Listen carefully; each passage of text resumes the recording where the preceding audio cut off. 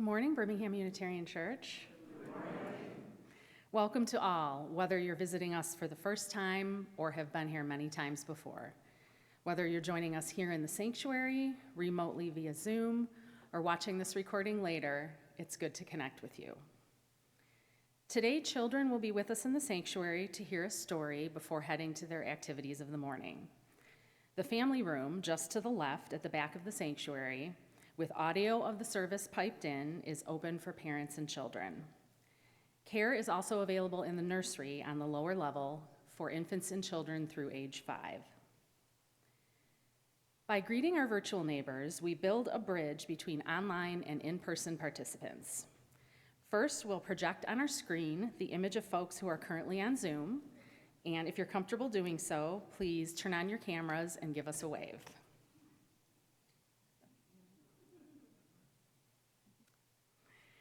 Now, we who are gathered here in person are invited to turn and face the camera in the back of the sanctuary and give the folks on Zoom a wave.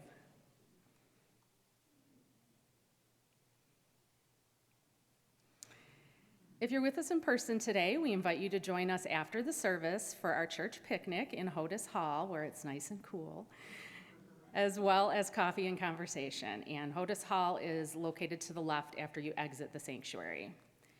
Our newcomer table is a place where visitors and newcomers can meet and chat with members of the congregation and with each other. All are encouraged to drop by, just look for the colorful sign. And if you're with us on Zoom, we invite you to stay on the call for a virtual coffee hour immediately after the service ends. Whenever, however, and wherever we connect with BUC, we are building this beloved community.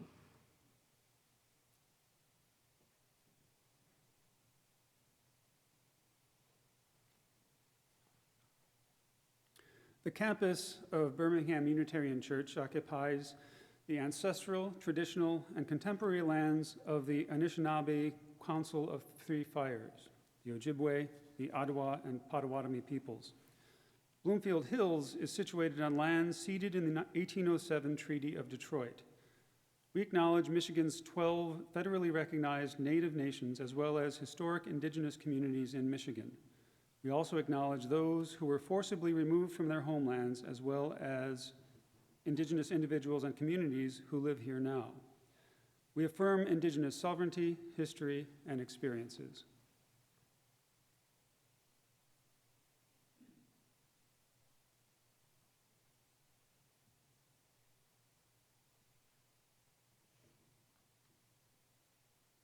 This is a community of reflection and contemplation, of joy and sorrow, friendship, sharing, and laughter. We light this chalice in remembrance of what we have been and in the hope of what we may become. I invite you now to rise in body or in spirit and join in singing hymn 347, Gather the Spirit.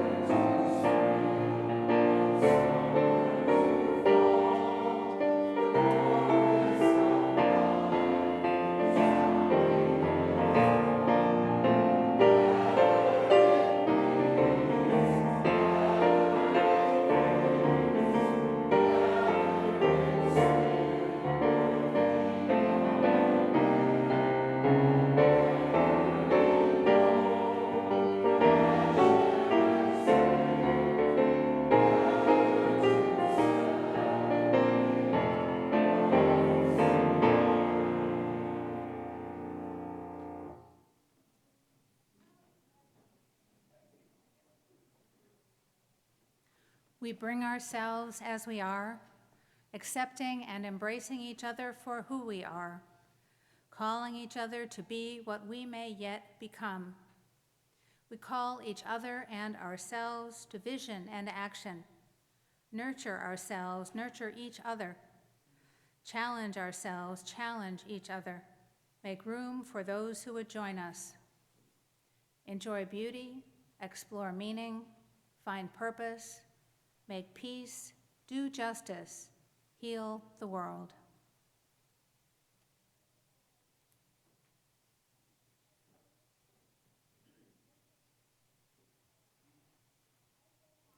Our story for today is titled What the Road Said, written by Cleo Wade and illustrated by Lucy de Moyencourt.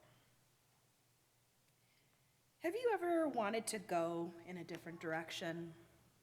Have you ever wondered if there was something more, something out there, something just different? I did too. Then one day, I was walking my usual way home when, out of nowhere, for no reason at all, almost as if it were magic, a road appeared. I could not believe my eyes, so I walked over to it and I said to the road, "Where do you lead?" The road said, "Be a leader and find out." "How do I start?" I asked. The road smiled and said, "You've already started." "Well, what happens when I get there?" "We have just begun," said the road. "Do not skip straight to the ending. Enjoy the beginning and the middle too." "Which way do I go?" "That is your choice to make," said the road. "But what if I go the wrong way?" The road curved a little, almost as if it was giving me a hug, and said, "Do not worry. Sometimes we go the wrong way on our own way to the right way." "What if I get scared?" "That's okay. You are brave," said the road. "But what does it mean to be brave?" I asked. The road guided me through a very gloomy forest. Even though I was frightened, I trusted the road. As I took one step and then another step after that, the road gently whispered, "Being brave is when you are afraid of doing something, but you do it anyway. Do not let what scares you keep you from continuing on your path." "Will I always move forward?" "Not always," said the road. "Why not?" "Because sometimes you will stumble backward, and sometimes you'll stand still." "What if I fall?"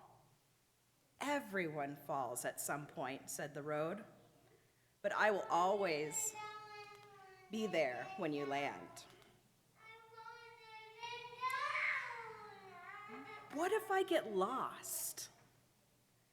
"There may be some days that feel long and dark," said the road.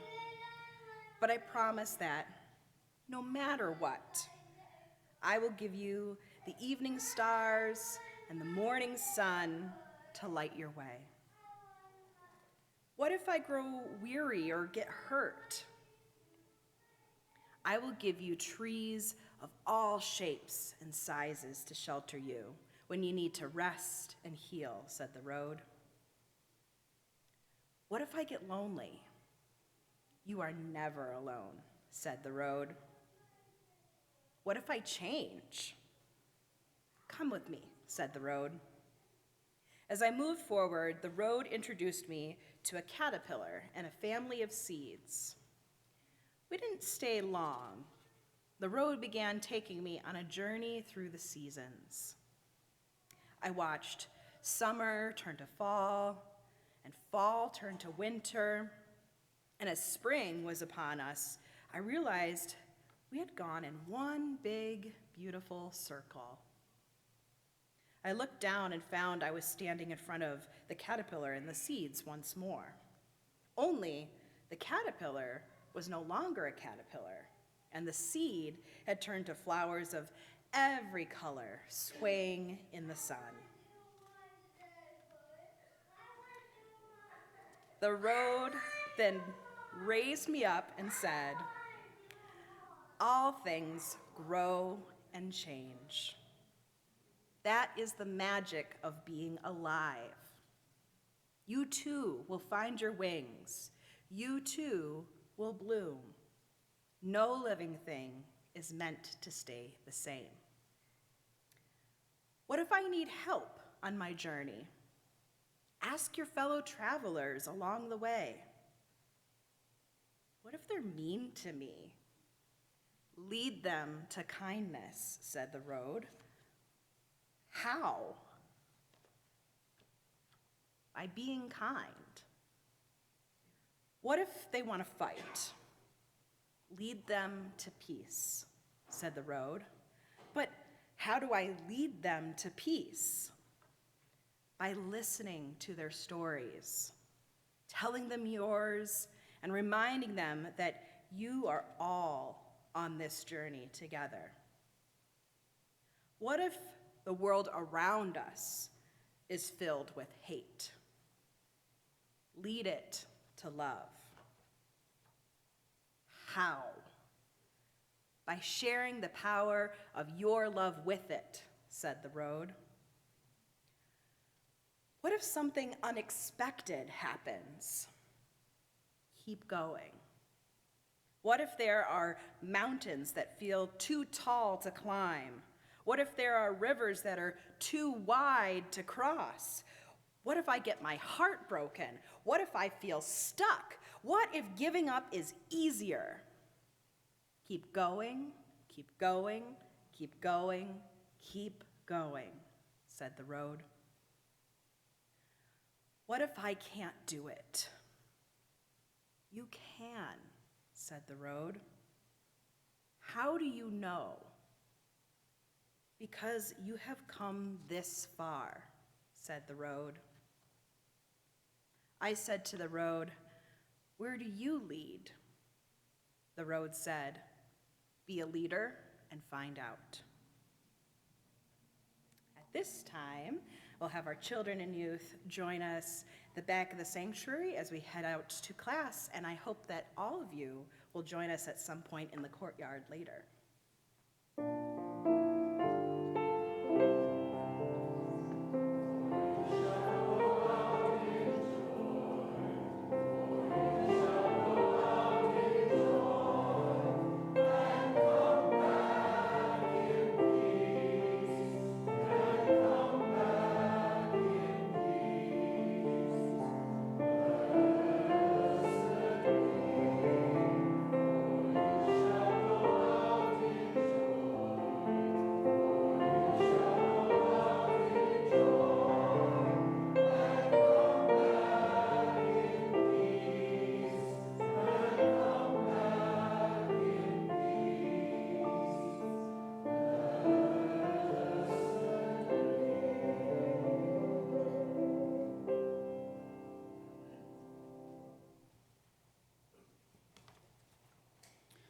The mission of Birmingham Unitarian Church is to be a free and welcoming religious community that encourages lives of integrity, learning, service, and joy.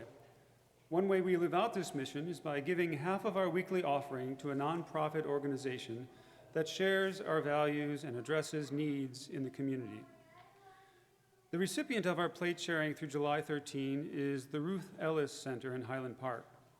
Named in honor of a resilient Detroit icon, Ruth Ellis Center works to create a supportive environment and community for LGBTQ+ young people and is known for unique approaches to providing outreach and safety net services, skill-building workshops, and HIV prevention programs.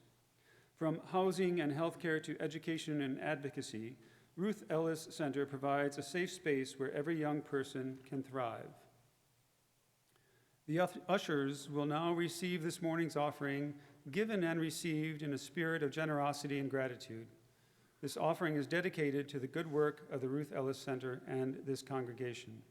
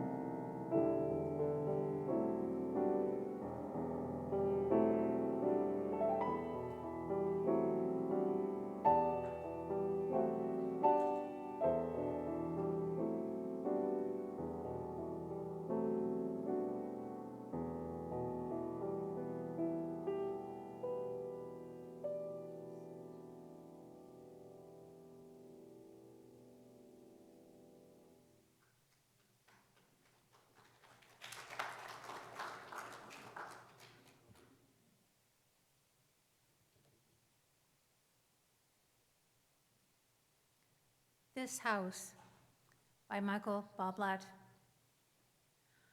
May the walls of this house be strong in the face of storms, whether of winds or of words, whether of thunder or of tyranny. May the windows of this house be clear to the world's light, whether of dawns or of daring, whether of sunsets or of stillness. May the foundations of this house be firm upon the good earth, whether of soil or of sharing, whether of bedrock or of behavior. May the doors of this house be wide to all that come from afar, whether poems or people, whether songs or strangers. May this house embrace like a graceful chalice the flame it cannot define or limit, as a heart enshrines hopes larger than its beating walls.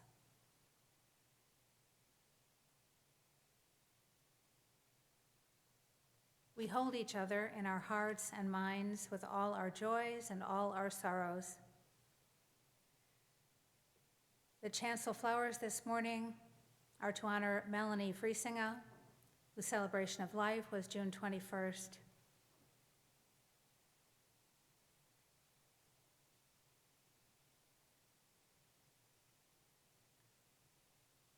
From Julia Pulver, a joy that her father's triple bypass surgery went well and he is recovering nicely at Beaumont.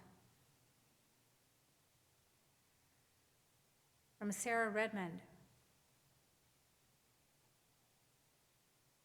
a joy and appreciation of all those supporting the BUC Friend and Fundraiser by hosting events or buying tickets. A sorrow that tomorrow is the last day to purchase tickets to support this fiscal year. And a joy. 24-hour fast for Gaza, 3-month blockade of food getting into Gaza.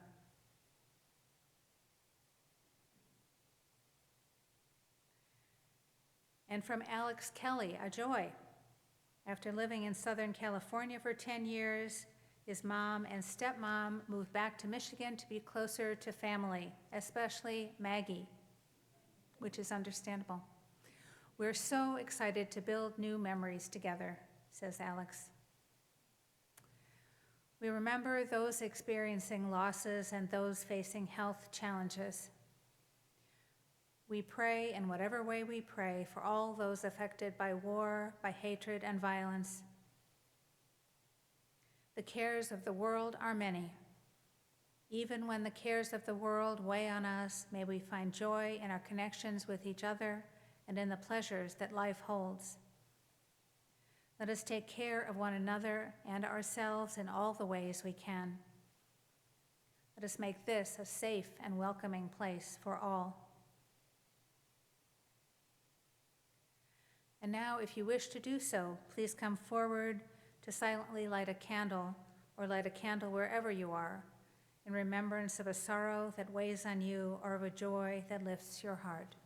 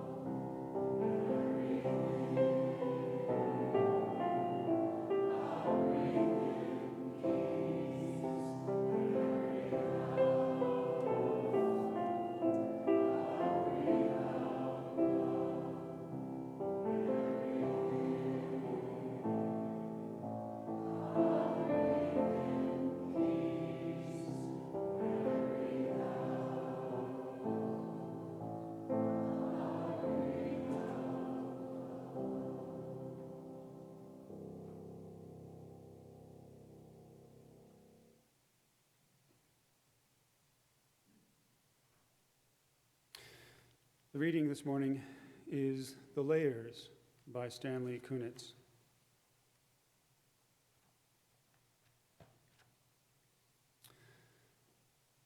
I have walked through many lives, some of them my own, and I'm not who I was, though some principle of being abides from which I struggle not to stray. When I look behind, as I am compelled to look before I can gather strength to proceed on my journey, I see the milestones dwindling toward the horizon and the slow fires trailing from the abandoned campsites over which scavenger angels wheel on heavy wings. Oh, I have made myself a tribe out of my true affections, and my tribe is scattered. How shall the heart be reconciled to its feast of losses? In a rising wind, the manic dust of my friends, those who fell along the way, bitterly stings my face. Yet I turn exulting somewhat, with my will intact to go wherever I need to go, and every stone on the road precious to me.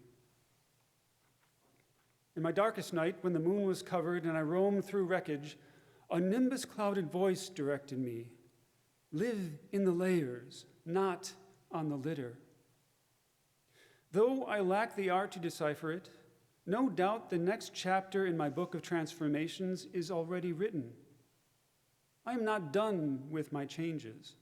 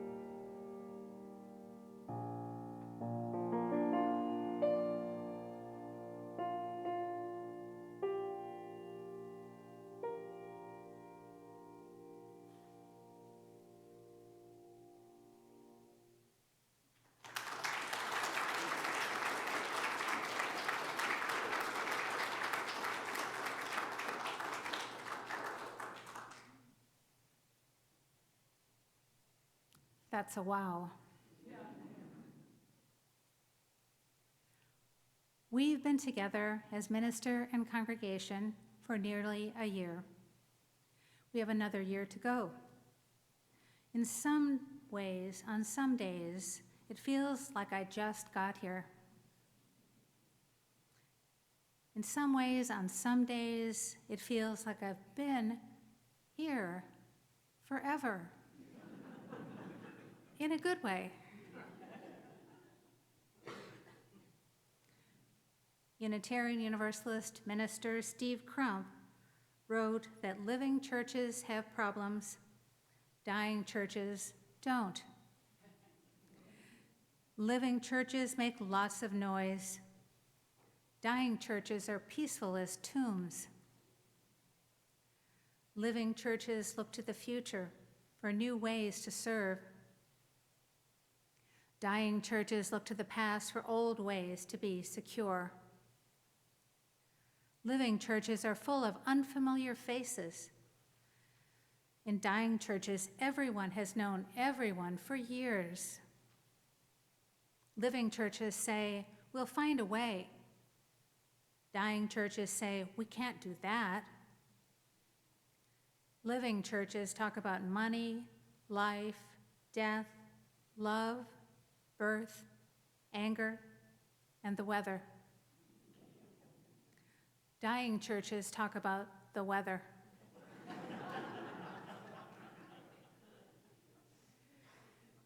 You are a living church with all the challenges, frustrations, and difficulties that come with being a living church. The church is you, the congregation. Who are you and who do you want to be? We are nearly halfway through our planned 2-year transitional ministry. In brief, the developmental challenges of this transitional time are coming to terms with your history, learning from both positive and negative experiences, discovering and developing your identity. Who are you now as a congregation? Allowing needed leadership to emerge as people or programs change. Renewing internal and external resources, and committing to new directions in ministry. These are not necessarily sequential, nor are they discrete and separate. How will you learn from the past rather than being limited by it? How will you learn from mistakes so as not to repeat them? Among my tasks, and a focus over the next year, is to help you get your house in order, to be ready for the future, whatever the future holds. Over the next year or so, you'll be developing a new strategic plan to help guide your direction in the coming years. The strategic planning team will help you as a congregation figure out who you are and who you want to be, as well as how you will get from where you are to where you want to be. My primary tool for interim ministry is ministry. Not to be your temporary minister, but to be what one congregant termed your current minister, which is an honor and a joy. If I have a strategy, it is to give you the space to build a relationship with me, your current minister, so that you will have the space to build a new relationship with your future minister. If I have a strategy, it is to give you time and space to regroup, literally and figuratively. The first time I served a congregation in an interim role, I told that congregation that part of my job was to be not Marge, which happened to be the name of the minister that I followed, so that the minister who followed me could be not Marge and also not Connie. So I'm still not Marge. I'm also not any of your previous ministers. Ministers come and go, however long they stay. Even if it seems like they have stayed forever, even if they have overstayed their time, even if they're leaving before you wanted them to leave, ministers come and go. And the congregation goes on. with an essential ethos and personality. Of course, that ethos and personality are shaped in part by the ministers who have served you, by your positive and negative responses. You are shaped by the members who are and who have been part of you. And you are shaped by your history and by the community and by the world you live in. But none of those are one-way streets. Just as you as a congregation are shaped by those people and contexts, you as a congregation shape those people and contexts too. Your next minister will be who they will be, and you will be who you are. And maybe you will all be your best selves, shaped and encouraged by each other. You and the rest of the world have faced challenges in recent years. Some folks have pulled back from participation in the congregation. Yet newcomers are finding this congregation every week, online or in person. I regularly hear from people who have just discovered or rediscovered this place, centered in this building and extending beyond these walls. Commitment and dedication to the congregation deepen. Friendships you have built here are important in your lives. This church as an institution is important in the community and the larger world. As this transitional time continues, your focus shifts from past to future and from internal to external. Who are you and who do you want to be in this new world we are living in? What do you need and want to learn? What work do you need to do? Are there experiences from the past that are keeping you from looking forward and moving forward? Are there ways you want to reorganize yourselves? Are there new programs and activities you want to begin? How do you want to engage with the community and the world? I invite you now to a few moments of reflection, as framed by Unitarian Universalist minister Rosemary Bray McNatt. To begin anew, we call to mind those times of failure and regret common to all of us. We remember first in silence those times when we have failed to do all that we meant to do, or through our actions failed to be all we were meant to be.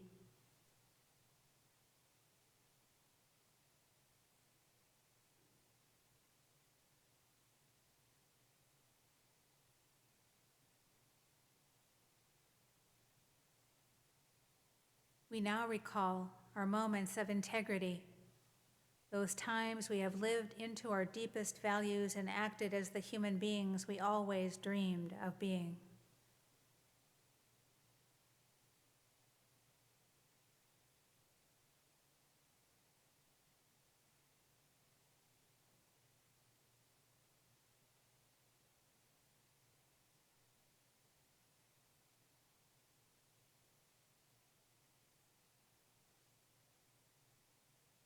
We choose at this moment to lay down the burden of our shortcomings and grasp the courage to begin anew. Together, we affirm our capacity for goodness and grace, for freedom and purpose and joy. We are not trapped in our past, but freed by creation to live and grow today.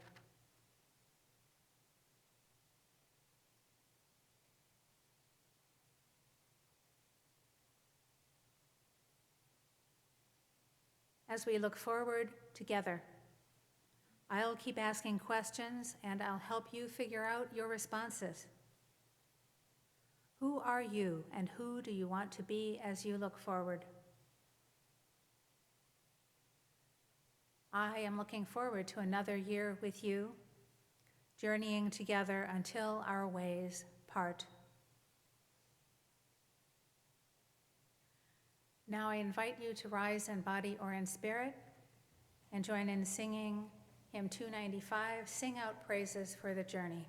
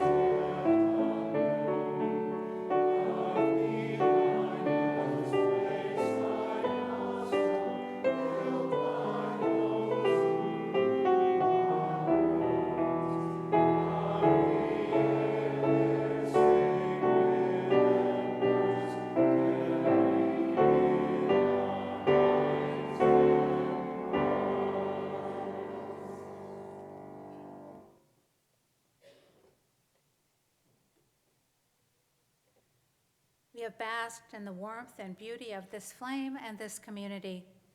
As the chalice flame is extinguished, let us carry its glow within. Let us kindle new sparks within these walls and beyond. And may we live our lives fully and creatively so that we may be a blessing to ourselves, to each other, and to all those whose lives we touch. Please remain seated for a moment of reflection and contemplation as we listen to the postlude.